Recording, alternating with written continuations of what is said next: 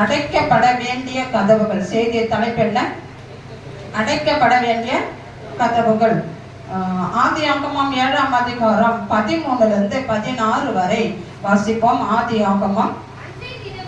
அன்றைய தினமே நோவாவும் நோவாவின் குமாரராகிய சேமும் காமும் யாபேத்தும் அவர்களோடு கூட நோவாவின் மனைவியும் அவன் குமாரரின் 3 மனைவிகளும் பேழைக்குள் பிரவேசித்தார்கள். அவர்களோடு ஜாதியான சகலவித காட்டு மிருகங்களும் ஜாதியான சகலவித நாட்டு மிருகங்களும் பூமியின் மேல் ஊறுகிற ஜாதியான சகலவித ஊரும் பிராணிகளும்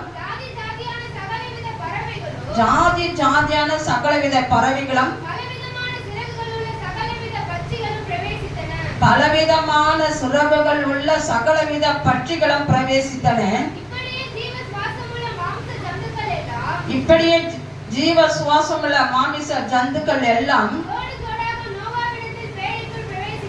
ஜோடு ஜோடாக நோவாவின் இடத்தில் பேழைக்குள் பிரவேசித்தன. தேவன் அவனுக்கு கட்டளையிட்டபடியே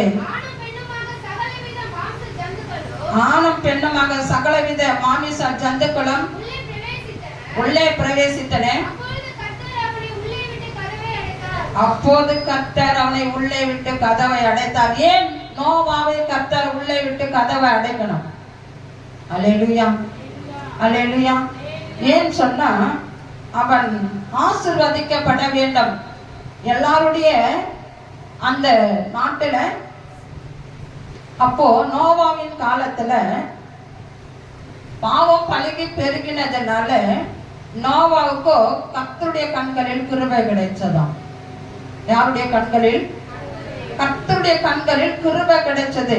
அவன் புதிய மனுஷனாக மாற வேண்டும், அவனை கொண்டு சந்ததிகள் உருவாக்க வேண்டும் என்று சொல்லி தேவனுக்கு அவன் பயந்து நடந்ததுனால கர்த்தர் அவனை உள்ளே கப்பலுக்குள்ளே போட்டு கதவை அடைத்தாராம். அல்லேலூயா, அல்லேலூயா. ஏன் அவனை மட்டும் அடைக்கணும்? பூமியில எவ்வளவோ மக்கள் இருக்கிறாங்களே. ஆண்டவருடைய வார்த்தைக்கு கீழ்ப்படிந்து சுவிசேஷத்தை சொன்னான், கப்பலை செய்தான். பேழை என்று சொன்னால் கப்பல். அல்லேலூயா. அந்த வார்த்தைக்கு கீழ்ப்படிந்து உடனே கொப்பேர் மரத்துல ஒரு பேழையை உண்டு பண்ணினான். அல்லேலூயா. அந்த வார்த்தைக்கு ஆண்டவர் என்ன செய்தார்னா அவன் குடும்பத்தை மட்டும் மொத்தம் 8 பேரு, 3 பிள்ளைகள் 3 மருமகள், நோவா மனைவி, மொத்தம் 8 பேரையும் உள்ளே வைத்து கதவை அடைத்து விட்டார். அல்லேலூயா, அல்லேலூயா. கர்த்தர் நல்லவர். ஏன்னு சொன்னா அந்த குடும்பத்தை கர்த்தர் ஆசீர்வதிப்பதற்காக. ஆமென். அந்த குடும்பத்தை கர்த்தர் ஆசீர்வதிப்பதற்காக அந்த கதவை கர்த்தர் அடைத்தார். அல்லேலூயா. ஏன்னா கர்த்தர் நோவாவை நோக்கி நீயும் உன் வீட்டார் அனைவரும் பேழைக்குள் பிரவேசிங்கள், இந்த சந்ததியில் உன்னை எனக்கு முன்பாக நீதிமானாக கண்டேன் என்றார். கதவை அடைச்சிட்டு சொல்றாரு, நீ எனக்கு நீதிமானாக உன்னை நான் பார்க்கிறேன். அல்லேலூயா, அல்லேலூயா. அதனால தான் அவன் ஒருவனுக்காக அந்த குடும்பம் முழுவதும் பாதுகாக்கப்பட்டது. அல்லேலூயா. ஒரு நீதிமானுக்காக அந்த குடும்பம் முழுவதும் பாதுகாக்கப்பட்டது. அல்லேலூயா, அல்லேலூயா. ரோமர் 8ஆம் அதிகாரம் 1வது வசனம் சொல்லுகிறது. ரோமர் 8:1 சொல்லுகிறது, ஆனபடியால் கிறிஸ்து இயேசுவுக்குள் உட்பட்டவர்களாய் இருந்து மாமிசத்தின்படி நடவாமல் ஆவியின்படியே நடக்கிறவர்களுக்கு தண்டனை கிடையாது. இப்ப பாருங்க, ஆவியின்படி கர்த்தருடைய வார்த்தையை கேட்டு மாமிசத்தின்படி நடக்காமல் ஆவியின்படி கர்த்தருடைய வார்த்தையை கேட்டு நடப்பவர்களுக்கு என்ன இல்லையா? ஆக்கினை தீர்ப்பு, தண்டனை கிடையாது. ஏன்னு சொன்னா நோவா ஆவியின்படி கர்த்தருடைய வார்த்தைக்கு கீழ்ப்படிந்து நடந்ததுனால கர்த்தர் அவனுக்கு தண்டனை கொடுக்கல. கர்த்தர் அவனை கதவை உள்ளே போட்டு கதவை அடைச்சு ஆசீர்வதித்தார். அல்லேலூயா, அல்லேலூயா. கர்த்தர் நல்லவர். ஜபத்தின் கதவு அடைக்கப்பட வேண்டுமா? இரண்டாவது பாயிண்ட், ஜபத்தின் கதவு அடைக்கப்பட வேண்டாம். மத்தேயு 6ஆம் அதிகாரம் 6வது வசனம் சொல்லுகிறது, நீ ஜபம் பண்ணும்போது உன் அறை வீட்டுக்குள் பிரவேசித்து உன் கதவை பூட்டி அந்தரத்தில் இருக்கிற உன் பிதாவை நோக்கி நீ ஜபம் பண்ணு. அப்பொழுது அந்தரங்கத்தில் பார்க்கிற உன் பிதா வெளியரங்கமாய் உனக்கு பலன் அளிப்பார். நீ ஜபம் பண்ணும்போது எப்படி இருக்கணுமா? உன் அறை வீட்டு கதவை சாத்தி கொண்டு ஜபம் பண்ணும்போது கதவை சாத்திட்டு பண்ணணுமா? நம்ம எல்லாரும் கதவை திறந்துட்டு பண்றோம். ஆமாம் தானே? தனியா நீ ஜபம் பண்ணும்போது கதவை சாத்திட்டு பண்ணணுமா? நீயும் ஜபம் பண்ணும்போது உன் அறை வீட்டுக்குள் பிரவேசித்து உன் கதவை பூட்டி அந்தரங்கத்தில் இருக்கிற உன் பிதாவை நோக்கி ஜபம் பண்ணும்போது அப்போது அந்தரங்கத்தில் பார்க்கிற உன் பிதா வெளியரங்கமாய் உனக்கு பதில் அளிப்பாருன்னா எல்லாருடைய பார்வைக்கு உன்னை ஆசீர்வதிப்பாராம். அல்லேலூயா. அது எல்லாருடைய பார்வைக்கு அந்த வெளிச்சமா இருக்குமா? ஆமென். ஏன்னா அப்போஸ்தலர் 12ஆம் அதிகாரம் 12வது வசனத்துல அதுதான் சொல்லப்படுகிறது. வெளியரங்கமா எப்படி ஆண்டவர் பதில் அளிப்பார்? அப்போஸ்தலர் 12ஆம் அதிகாரம் 12வது வசனம் சொல்லுகிறது, வாசிங்க. அவன் இப்படி நிச்சயித்துக் கொண்டு மார்க்கு என்னும் பெயர் கொண்ட யோவானுடைய தாயாகிய மரியாள் வீட்டுக்கு வந்தான். அங்கே அநேகர் கூடி போதும். யாருக்காக மரியாள் வீட்டுல போயிட்டு ஜபம் பண்ணிருந்தாங்க? பேதுருக்காக. பேதுரு, அந்த 10வது வசனம் சொல்லுகிறது, பேதுருவை என்ன செஞ்சாங்களா? சிறைச்சாலையிலே அடைக்கப்பட்டிருந்தானோ. சிறைச்சாலையிலே அடைக்கப்பட்டிருந்தானோ. அப்ப எல்லாரும் என்ன செஞ்சாங்களாம்? அதுக்கு மார்க்கு என்ன பேர் கொண்ட யோவானுடைய தாயாகிய மரியாள் வீட்டுக்கு வந்தான். அங்கே அநேகர் கூடி ஜபம் கொண்டு இருந்தார்கள். அங்கே என்ன பண்ணாங்களா? ஜபம் பண்ணி கொண்டிருந்தார்கள். 13வது வசனம் சொல்லுகிறது, பேதுரு வாசல் கதவை தட்டின போது ரோதை என்னும் பேர் கொண்ட ஒற்றை கேட்க வந்தாலாம். ஜபம் என்ன ஜபம் பண்றாங்க? கதவை சாத்திட்டு இருக்கு. கதவை சாத்திட்டு இந்த பேதுருக்காக ஜனங்கள் கூடி ஜபம் பண்ணி கொண்டு இருக்கிறாங்க. கதவு அடைக்கப்பட்டிருக்கு. இந்த கதவு அடைக்கப்பட்டு இந்த மூளைக்குள்ள பண்ற அந்த ஜபம் வெளியரங்கமா கர்த்தர் பதில் கொடுத்தார். எப்படி பதில் கொடுத்தார்? அப்போஸ்தலர் 12ஆம் அதிகாரம் 10வது வசனத்துல சொல்லுகிறது, அவர்கள் முதலாம் காவலயம் இரண்டாம் காவலயம் கடந்து நகரத்திற்கு போகிற இரும்பு கதவண்டியிலே வந்த போது அது தானாய் அவர்களுக்கு திறவுண்டது. அதன் வழியாய் அவர்கள் புறப்பட்டு ஒரு வீதி நடந்து போனார்கள். உடனே தூதன் அவனை விட்டு போய்விட்டான். நீ உன் அறையுக்குள்ள கதவை சாத்திட்டு நீ ஜெபம் பண்ணினா அடுத்து உங்களுக்காக ஜெபம் பண்ணும்போது அந்த சிறையிருப்பு என்ன பண்ணுதா? மாற்றப்படுகிறதா? இந்த மரியாள் வீட்டுல ஜெபம் பண்ணும்போது சிறைச்சாலையில இருக்கிற பேதுருக்கு கர்த்தர் என்ன பண்ணாரா? தூதனை அனுப்புகிறாராம். கர்த்தர் என்ன செய்யறாரு? ஒரு தூதனை அனுப்புகிறார். அந்த தூதன் அந்த அறைக்குள்ள போய் நிற்கும் போது ஒரு பெரிய வெளிச்சம் உண்டாகிறது.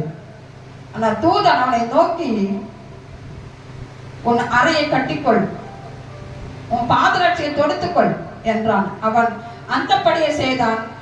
தூதன் பின்னம் அவனை நோக்கி, உன் வஸ்திரத்தை போர்த்துக்கொள் என்று பின்னே வா என்றான்.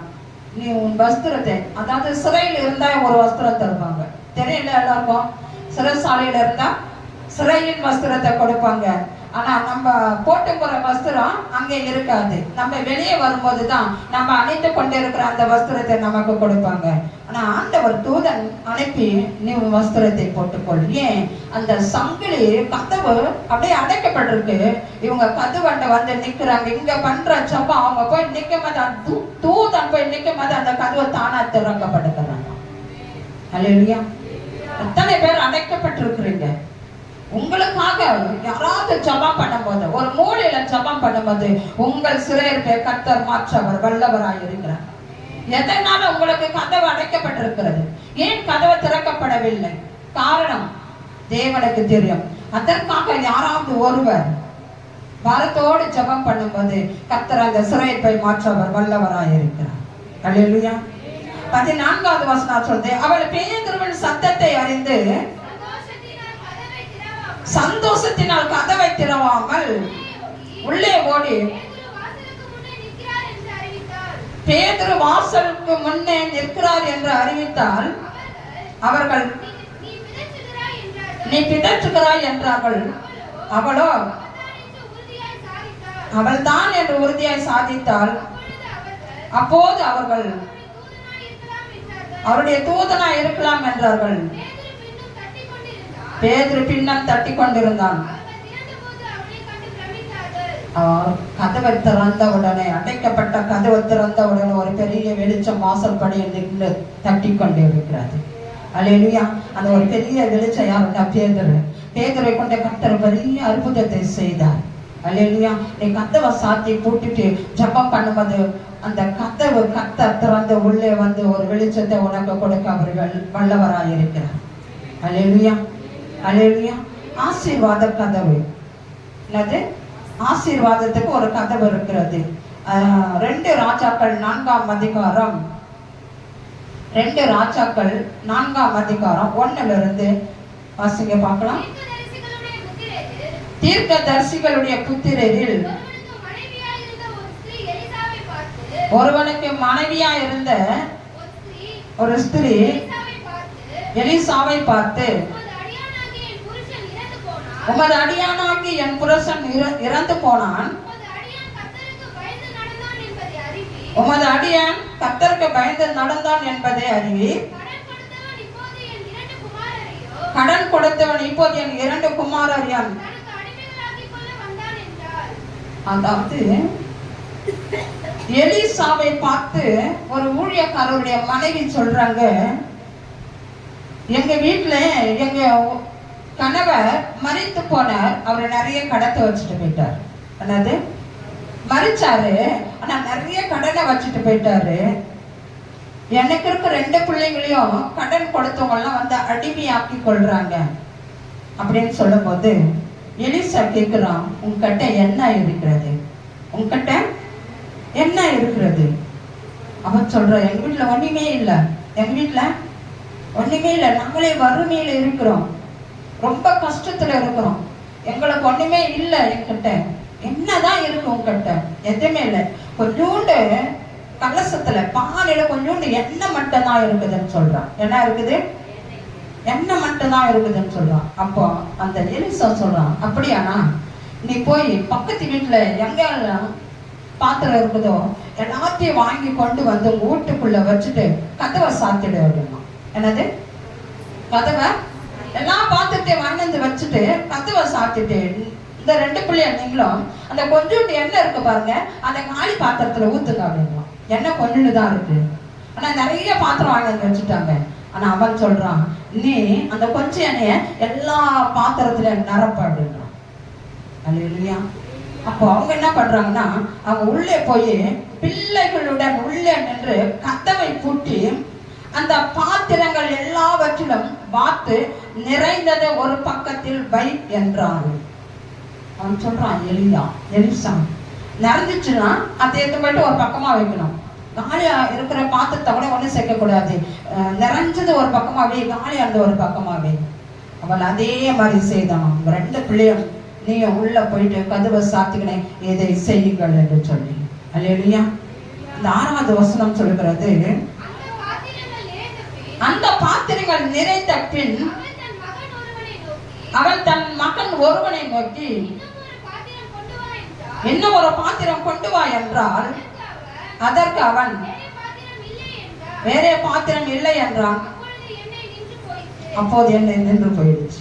பாருங்க, கர்த்தர் ஆசீர்வதித்துட்டா அதை தடுத்து நிறுத்த யாராலுமே முடியாது. வறுமை, சாப்பாட்டு கூட இல்ல, பசி பட்டினிமா கிடக்குறாங்க.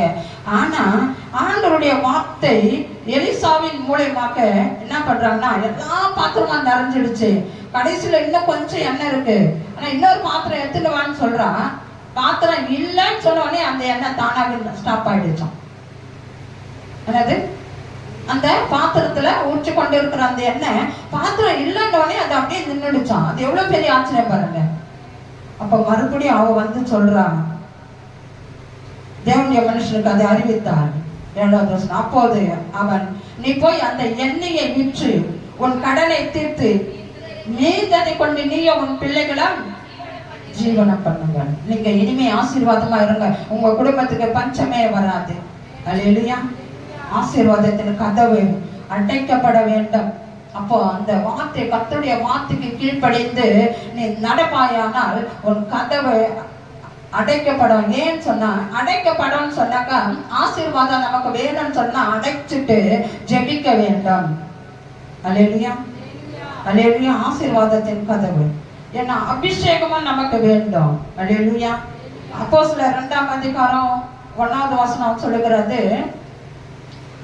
அப்போஸ்தலர் 2ஆம் அதிகாரம் 1வது வசனம், பெந்தெகோஸ்தே என்னும் நாள் வந்த போது அவர்கள் எல்லோரும் ஒருமனப்பட்டு ஓரிடத்தில் வந்திருந்தார்கள். அப்போது பலத்த காற்று அடிக்கிற முழக்கம் போல வானத்திலிருந்து சடிதியாய் ஒரு முழக்கம் உண்டாகி, போதும். அதாவது 120 பேர் பெந்தெகோஸ்தே என்னும் நாள் வந்த போது எல்லாரும் ஒன்று கூடி ஒரு வீட்டுல கதவை சாத்திட்டு உட்கார்ந்து என்ன பண்ணிருந்தாங்களாம், ஒருமனப்பட்டு வந்திருந்தாங்களாம். அவங்க அந்த இடத்துல உட்கார்ந்து ஜெபம் பண்ணும்போது பலத்த காற்று அடிக்கிற முழக்கம் போல வானத்திலிருந்து சடிதியா ஒரு முழக்கம் உண்டாகி அவர்கள் உட்கார்ந்த வீடு முழுவதும் நிரப்பிச்சான். அப்ப பாரு, அந்த கதவை சாத்திட்டு ஜெபம் பண்ணும்போது கர்த்தர் காற்றை போல அந்த வீட்டுக்குள்ள இறங்குவார். இப்ப நம்ம ஆராதனை நேரத்துல கர்த்தர் ஆவியாக அசைவாடுகிறார் என்று சொன்னால் இதுதான் நம்முடைய இதய கதவை திறக்கும் பொழுது. அல்லேலூயா. நம்ம ஆண்டவரை நோக்கும் போது தன்னை அறிந்தே ஆவியானவர் நமக்குள்ள இறங்கும் போது அவர் நம்ம அந்நிய பாஷைகளை பேச அவர் வழி நடத்துவார். ஆனால் அக்கினிமயமான நாவுகள் போல பிரிந்திருக்கும் நாவுகள் அவர்களுக்கு காணப்பட்டதுனால அந்நிய பாஷைகளை பேசினார்கள். அல்லேலூயா. உயிர்ப்பிக்கும் கதவு, என்ன கதவு?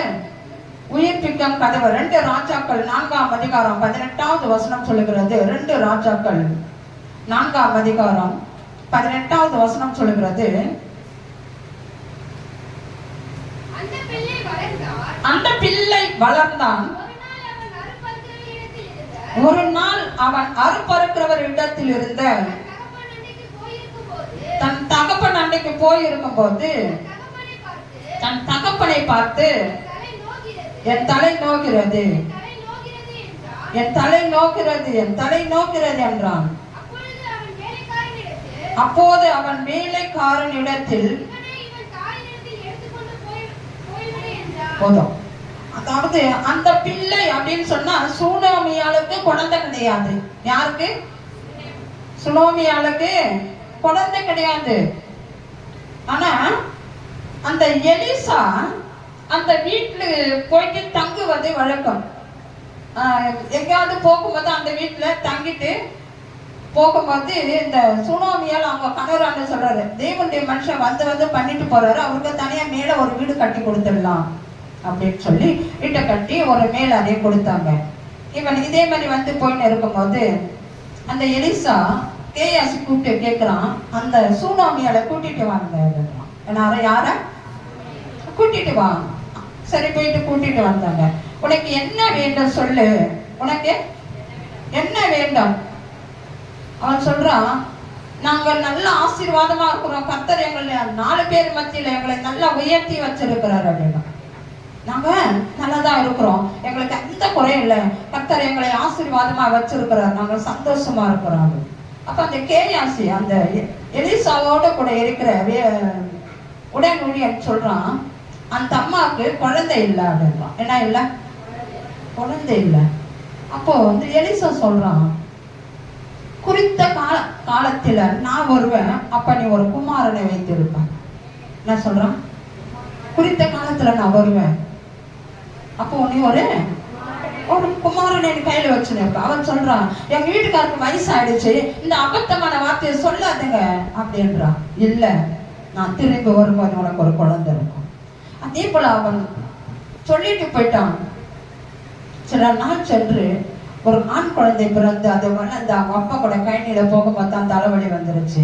அந்த குழந்தைக்கு தலைவலி வந்துட்டு அவங்க அம்மாண்ட அனுப்பி வச்சாங்க. அந்த அம்மா வந்து மடிமலை வச்சுன்னு இருக்கலாம். அந்த குழந்தை அந்த தலைவலியால செத்து போயிடுச்சு.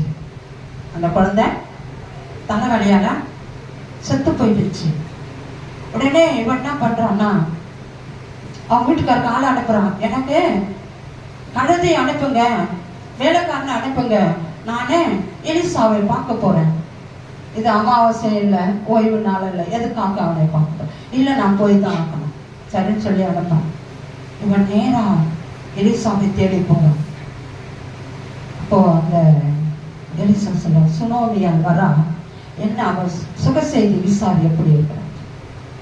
இந்த கேஎஸ்ஓட கேட்கும் போது அவள் பதில் சொல்லவே இல்லை. அவன் நேரா வந்து எலிசா காலில் விழுந்து கதறுகிறான். அப்போ அவன் சொல்றான், நீ அவளை தடுக்காதப்பா. காலில் விழுந்து போது அந்த கேஎஸ் வந்து தடுப்பாங்க, நீ விழாத்த தடுக்காத. ஏதோ ஒரு சம்பவம் நடந்திருக்கு, ஆனா கர்த்தர் எனக்கு அதை மறைச்சு வச்சுட்டு இருக்கிறாரு, எனக்கு வெளியே தெரியல அப்படின்னு சொல்லிட்டு பிறகு அப்பா அவன் சொல்றான், என்ன உன் பையன் எப்படி இருக்கிறன்னா, எனக்கு குழந்தை வேணும் நான் உன்னை கேட்டுனா, எனக்கு ஒரு குழந்தை வேணும் நான் உன்னை கேட்டுனா, எதுக்கு நீ எனக்கு ஒரு குழந்தைய கொடுத்தீங்க? அந்த குழந்தை செத்து போயிடுச்சு, அந்த குழந்தை செத்து போயிடுச்சுன்னு சொல்லி அவள் கதறுகிறான். அப்போ அந்த எலிசா ஒரு கோலை அவன் கையில் வச்சிருந்த கோலை அந்த கேயாசி கிட்ட கொடுத்து, நீ போயிட்டு அந்த கோலை அந்த குழந்தை மேல வைக்க அப்படின்றான். யார்கிட்டையும் பேசக்கூடாது. யாராவது எதற்கு யாராவது வந்து எப்படி இருக்கிறன்னு கேட்ட கூட வாய் திறந்து பேசக்கூடாது. நீ போய் அந்த குழந்தை மேலதான் வைக்கணும் அப்படின்னு சொல்லி அனுப்புறான். இவன் போய் அந்த குழந்தை முகத்து மேல அந்த கோலை வைக்கிறான். அது என்னால எழுந்திருக்கவே இல்லை. அப்போ இவன் என்ன பண்றான், எழுந்து 2 பேரும் போகும்போது அவன் திரும்பி வரான். குழந்தை எழுந்திருக்கவே இல்லை. உடனே அவன் நேரா வீட்டுக்குள்ள போயிட்டு அவன் படுத்திருந்த அந்த மெத்த மேல அந்த கட்டில் மேல அந்த குழந்தைய கடத்தி வச்சுட்டு இருக்கிறான். அதுக்கப்புறம் இவன் போய் பார்த்தா அந்த குழந்தை செத்து போய் கிடந்தது. அல்லேலூயா, அல்லேலூயா. அப்ப அந்த பெத்த தாயுடைய இருதயம் எப்படி துடிக்க பாருங்க. குழந்தை இல்லாத இருந்து வயசான பிறகு ஒரு குழந்தையை கொடுத்து குழந்தை செத்து போச்சு அப்படின்னு சொல்லிட்டு ரொம்ப வரத்தோடு அவள் இருந்தான். ஆனா அவன் சொல்லுகிறான், அவன் இவங்களை எல்லாரையும் அனுப்பிட்டு கதவை சாத்திட்டு அந்த குழந்தை மேல குப்புறப்படுத்து எழுந்து நிற்கிறான். குழந்தைக்கு மூச்சு வரல, குழந்தைக்குன்னா வரல, குழந்தைக்குன்னா வரல, மூச்சு வரல. தெரிய மறுபடியும் படுத்து எழுந்துக்கிறான். மறுபடியும் அந்த குழந்தைக்கு என்ன வரல, மூச்சு வரல. அப்போ மறுபடியும் அவன் என்ன பண்றான், இதே போல என்ன பண்றான்னு சொன்னா 7 தரம், எத்தனை முறை, 7 முறை அந்த குழந்தை மேல குப்புறப்படுத்து. அந்த 7வது முறை போய் குப்புறப்படுத்து எழுந்திருக்கும் போது அந்த குழந்தைக்கு அனல் உண்டாயிற்றான். என்ன உண்டாயிற்று, அனல் உண்டாயிற்றான். அவன் எழுந்து அறை வீட்டுக்குள் இங்கும் மங்கும் உலாவி திரும்ப கிட்ட போய் அவன் மேல் குப்புறப்படுத்தான். அப்போது அந்த குழந்தை பிள்ளை 7 தரம் தும்பி தன் கண்களை திறந்ததான். எத்தனை முறை தும்பிச்சான், அனல் வந்துச்சு. அனல் வந்த பிறகு அந்த குழந்தை 7 முறை தும்பினதான். அல்லேலூயா. கரங்களை தட்டி தேவனை மட்டுமே படைத்தான். உன்னுடைய வாழ்க்கை மறித்து போயிருக்கலாம். ஆமென். இந்த சூழ்நிலைகள் மறித்து போயிருக்கலாம். ஆனா கர்த்தர் வந்தான், அதன் அனல் எழுப்பி உயிர் கொடுக்க அவர் வல்லவராய் இருக்கிறார். அல்லேலூயா, அல்லேலூயா. அதுக்கப்புறம் 36வது வசனம் சொல்லுது, அப்போது அவன் கேயாசியை கூப்பிட்டு அந்த சூனாமியாலை அழைத்து கொண்டு வா, அவன் வெளியே இருக்கிறவளை அவளை அழைத்து கொண்டு வா அப்படின்னு சொல்றான். அவன் அழைத்து கொண்டு வா என்றான். அவளை அழைத்து கொண்டு உள்ளே வந்தான். அவள் அவனிடத்தில் வந்தபோது அவன் உன் குமாரனை எடுத்துக்கொண்டு போ அப்படின்றான். செத்து போன குழந்தையை உருவோடு எழுப்பி உன் பையனை நீ என்ன பண்ணு, கூட்டிக்கிட்டு போ. அப்போது அவள் உள்ளே போய் அவன் பாதத்திலே தரை மட்டும் பணிந்து தன் குமாரனை எடுத்துக்கொண்டு வெளியே வந்தார்கள். அல்லேலூயா. இந்த கதவை அடைச்சிட்டு ஜெபம் பண்ணும்போது இருக்கிற ஒரு வல்லமை வேற எதுக்குமே இல்லைங்க. அல்லேலூயா, அல்லேலூயா. அப்போதான் அவ உணர்கிறான். அல்லேலூயா. ஏன்னு சொன்னான், அவ அந்த எலிசாவை பயங்கரமா திட்டுவா. ஏன்னு சொல்லு, நான் செய்த பாவத்தை நீ என்ன பண்ற, எனக்கு வெளியரங்கமா காட்டுற. ஆள்ல விழுந்து மறுபடியும் மன்னிப்பு கேட்டு, நீ தேவனுடைய மனுஷனை அல்லாமல் வேறுதான் சொல்லிட்டு அவள் வெளியே அந்த குழந்தையை எடுத்துக்கிட்டு வெளியே போகிறாள். அல்லேலூயா, அல்லேலூயா. கர்த்தர் நல்லவர். ஏன்னா ஒரு 2 வசனத்தை சொல்லி முடிச்சிடலாம். இருக்கு நிறைய. மத்தேயு 9ஆம் அதிகாரம் 18வது வசனம் சொல்லுகிறது, அவர் இவைகளை அவர்களுக்கு சொல்லிக் கொண்டிருக்கையில் தலைவன் ஒருவன் வந்து அவனுக்கு பணிந்து, என் மகள் இப்போதுதான் மரித்து போனாள், ஆகிலும் நீர் வந்து அவள் மேல் உன் கையை வையும், அப்போதே பிழைப்பாள் என்றான். இயேசு எழுந்து தம்முடைய சீஷரோடு கூட பின்னே போனான். அப்பொழுது போதும், அதாவது இந்த இவைகளை அவர்களுக்கு சொல்லிக் கொண்டிருக்கையில் தலைவன் ஒருவன் வந்து அவருடைய பாதத்துல விழுந்து, என் பொண்ணு செத்து போயிடுச்சு ஆண்டவரே, நீங்க தான் என் பெண்ணை என்ன பண்ணணும் என் பொண்ணுக்கு உயிரோட எழுப்பணும்னு சொல்றான். உடனே சீஷர்களோட அவர் என்ன பண்றாரு, உள்ளே போகிறார். உள்ளே போகும்போது அங்கே என்ன நடக்கிறதுன்னா 24வது வசனம் சொல்லுது. 23 வாசுங்க.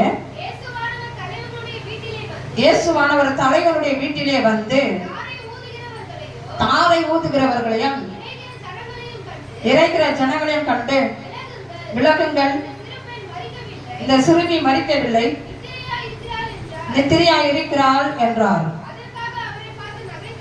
அதற்காக செத்து போனா என்ன பண்ணுவாங்க எல்லாரும்? என்ன பண்ணுவாங்க? செத்துட்டாக்கா அழுவாங்க, பேண்ட் அடிப்பாங்க, என்ன பண்ணுவாங்க? கூத்தாடுவாங்க, ஆரவர். அங்கே அதான் கேக்குது, இயேசுவானவர் தலைவருடைய வீட்டிலே வந்து தாரை ஊதுகிறோம். அப்ப இந்த இந்துக்காரில் வந்து அந்த ஊதுவாங்க நிறைய சங்கு. இவ்வளவு நேரம் யோசிக்கிறேன், வரல. செத்துட்டு என்ன ஊதுவாங்க? சங்கு ஊதுவாங்க. அப்பதான் எல்லாருக்கும் தெரியும் எங்க மரணம் அப்படின்னு. தாரை ஊதுகிறது, இறைக்கிறவர்கள் அழுகுறவங்க. அந்த ஜனங்களை ஆண்டவர் பார்த்து சொல்றாரு, தூரப்போங்க, இந்த பொண்ணு மறிக்கல, இந்த பொண்ணு மறிக்கலன்னு சொன்னாலே இயேசுவை பார்த்து எல்லாரும் என்ன பண்ணாங்களாம்? கிண்டல் பண்ணாங்களாம். இயேசுவை பார்த்து என்ன பண்ணாங்க? கிண்டல் பண்ணாங்க. ஆனா இயேசு என்ன பண்ணாரு? 25 ஜனங்கள் வெளியே துரத்தப்பட்ட பின்பு அவர் உள்ளே பிரவேசித்து அந்த சிறு பெண்ணின் கையை பிடித்தார். போதும், உடனே உயிர் வந்துடுச்சு. அல்லேலூயா, அல்லேலூயா. இயேசு கிறிஸ்து மரித்தவர்களை உயிரோடு எழுப்பவர்கள் தேவன். ஆமென், அல்லேலூயா. அடுத்து மணவர கதவு. வெளிப்படுத்தல் 1ஆம் அதிகாரம் 18வது வசனம் சொல்லுகிறது. வெளிப்படுத்தல் 1ஆம் அதிகாரம் 18வது வசனம் சொல்லுகிறது,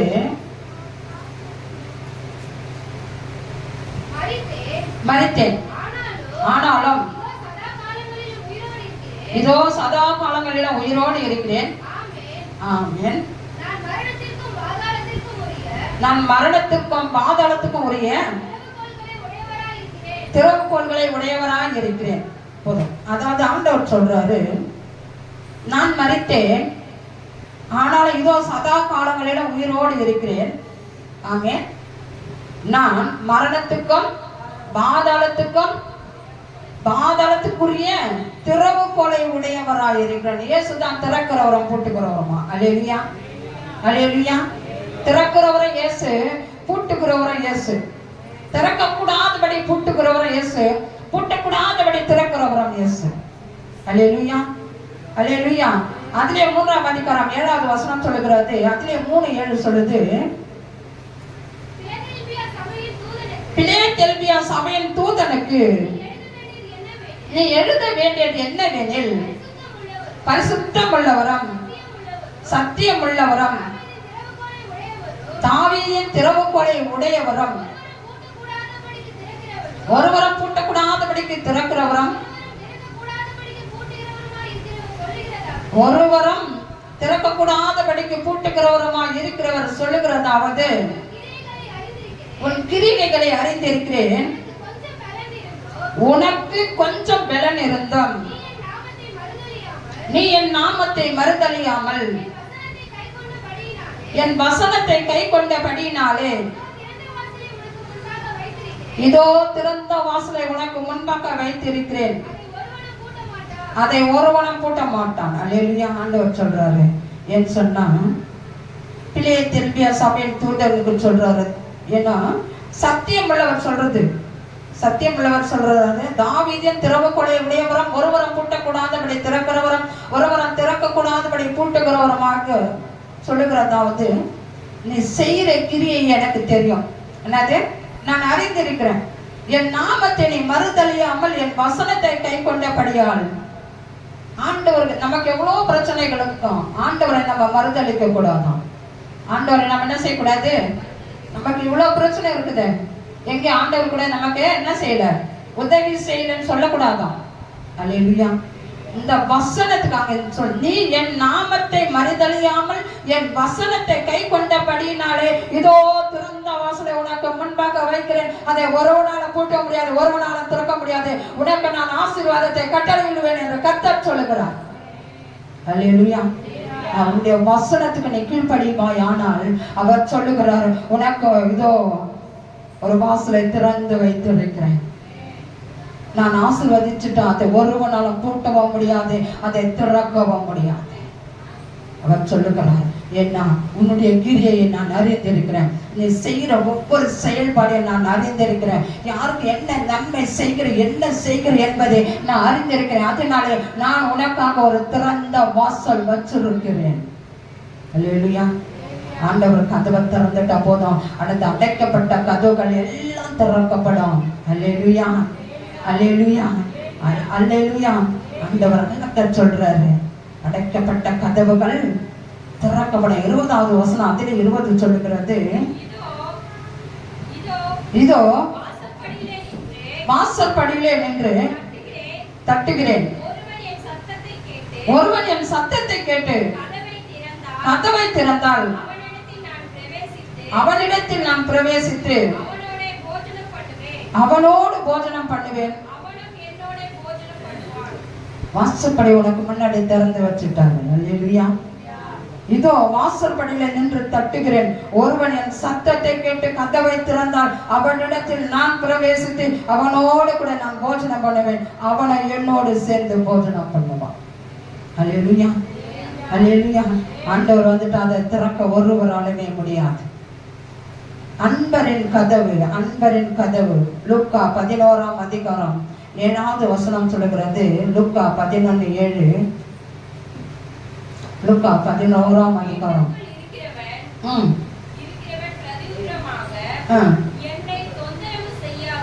அந்த வீட்டு 11ஆம் அதிகாரம் 7வது வசனம் தானமா? வாசிங்க. வீட்டுக்குள் இருக்கிறவன் பிரதியுத்தரமா, என்னை தொந்தரவு செய்யாதே, கதவு பூட்டியாச்சு, என் பிள்ளைகள் என்னோடு கூட படுத்திருக்கிறார்கள், நான் எழுந்திருந்த உனக்கு தரக்கூடாதுன்னு சொன்னா, திடீர்னு விருந்தாளி வந்துடுச்சு. திடீர்னு விருந்தாளி வந்துச்சு, உங்க வீட்டுல ஒண்ணுமே இல்லை, நீ என்ன பண்ணுவ? சாப்பாடு இருக்கு, குழம்பு இல்லை, என்ன பண்ணுவ? என்ன பண்ணுவ? பக்கத்து வீட்டுக்கு ஓடுவேன். எத்தனை பேர் செய்வீங்க? நான் செய்வேன் அந்த மாதிரி. அல்லேலூயா. அல்லேலூயா. ஏன்னா அந்த நேரம் திடீர்னு விருந்தாளி வந்துடுச்சு, என்ன பண்ண முடியும்?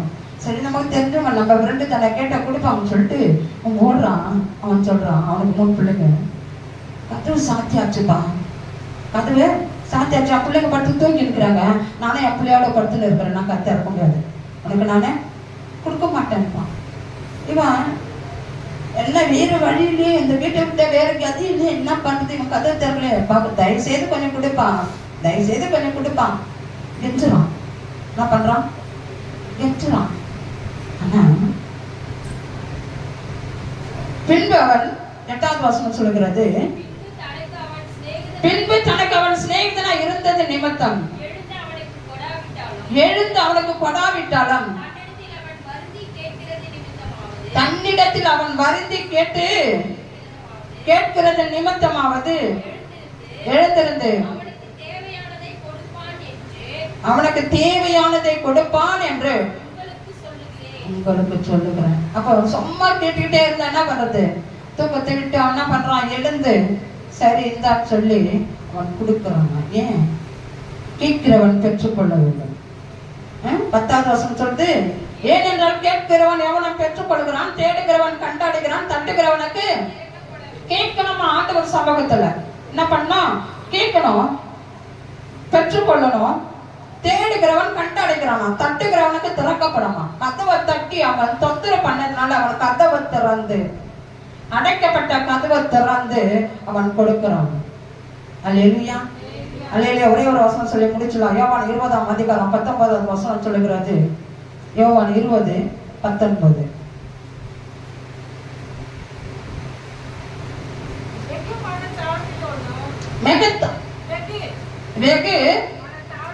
வெகு மன தாழ்மையோடும் மிகுந்த யோவான் 20ஆம் அதிகாரம் 19வது வசனம்.